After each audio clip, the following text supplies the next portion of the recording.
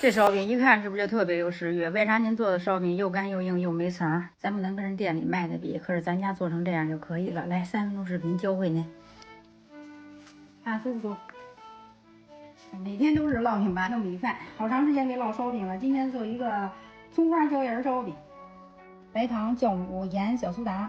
白糖可以不放。现在天热，酵母别放多了，1斤面有1克就可以了。酵母放多了，天热不一会儿它就发了，这个面不用发起来。时间来得及可以分2次揉面，先揉成一粗糙的面团之后放冰箱冷藏10分钟，然后再揉就好揉光滑了。如果揉一次，就像我这样多揉会儿。揉好的面它一点都不粘手。如果天冷，室温下松弛就可以了。这面千万不要等它发了。现在天热，要放在冰箱里冷藏松弛20分钟。醒面之前做油酥、椒盐粉、面、葱花，这个随个人口味，可以不放葱花，也可以不放椒盐。油酥必须得有的啊，用热油更香。这油酥是比较稠的，半边晾着，这要等凉了再用。醒好的面就不用再揉了啊，千万别揉了。然后给它擀成一个3角形，咱自己家吃，怎么顺手怎么来。擀成一长方形也可以，我是习惯擀成这样的3角形。边上啊，中间厚点没事啊，边上要给它摁薄了，抹上油酥，油酥边边沿沿都抹上啊，别留边儿。把这边这儿啊，头这儿一定要给它抻薄了，不然烙出来里边是一个面疙瘩。从上往下卷，边抻边卷，卷的圈多，出的层才多。这个不要等面发大了再做，面发大了这一步一抻它就断。看一下最后收口这可以给它切下去，咱家吃就不用了，就给它扒拉薄点就可以了。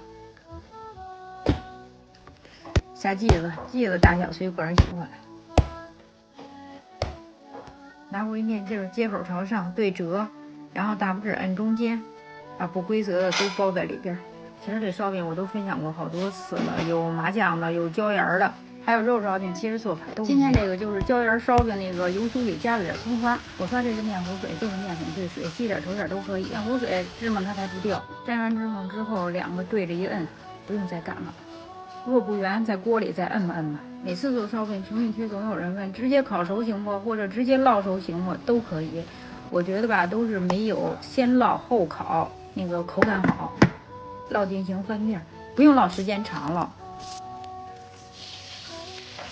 2面烙定型，像这样芝麻上色就可以了。在锅里也别烙时间长了，烙时间长水分蒸发了它也干。烤箱提前预热，上下火220度烤10分钟左右。时间和温度还是根据个人家烤箱定，别烤时间长了，烤时间长了它也干。刚出炉太热，拿不了。刚出炉的表皮是又酥又脆，里边是特别软和的。我啰嗦了半天，您学会了吗？我开吃了哈。